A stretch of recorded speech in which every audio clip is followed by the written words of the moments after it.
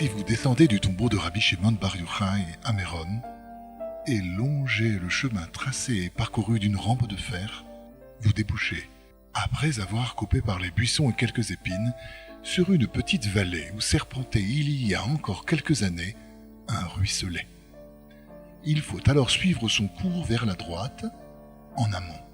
Vous arriverez alors sur un énorme figuier dont les branchages immenses descendent jusqu'au sol. Pénétrez entre ces branches descendantes, merveille.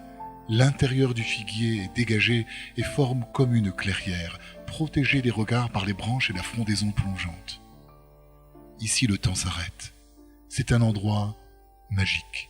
C'est un îlot dans la verdure qui est baigné de sainteté. Les plus grosses branches et le tronc enchevêtré de l'arbre sont lustrés par les contacts répétés. Ici, des gens se sont appuyés. Ici, Rabbi Israël Cardonneur a prié, a pleuré, a dansé, a crié. L'écorce est polie et lissée par endroits, comme par des torrents de larmes. L'atmosphère est sainte.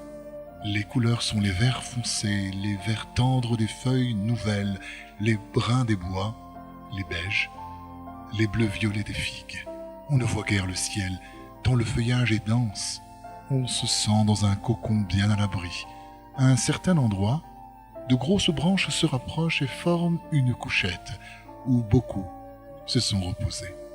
Des milliers d'heures d'Idbo des doutes, des milliers de mots d'amour vers Dieu ont sanctifié à jamais cet arbre centenaire créé pour le service divin.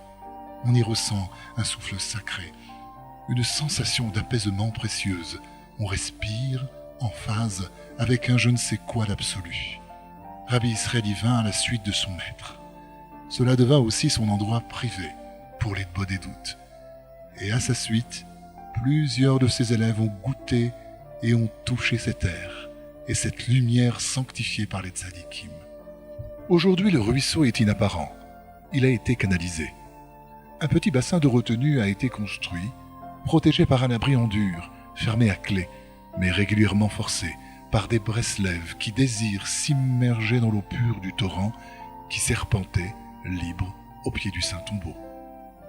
Vous pouvez vous-même entrer dans le figuier pour vous y recueillir, pour rassembler vos pensées, pour exprimer vos sensations, vos dilemmes, vos louanges à Dieu, vos griefs, vos pleurs et vos rires. Vous y trouverez une paix, une inspiration étrange, vestige des heures sacrées de dialogue avec la divinité et des prières qui sont nées dans cet endroit envoûtant. Vous en ressortirez pénétré d'un désir fou de vous unir avec votre Créateur.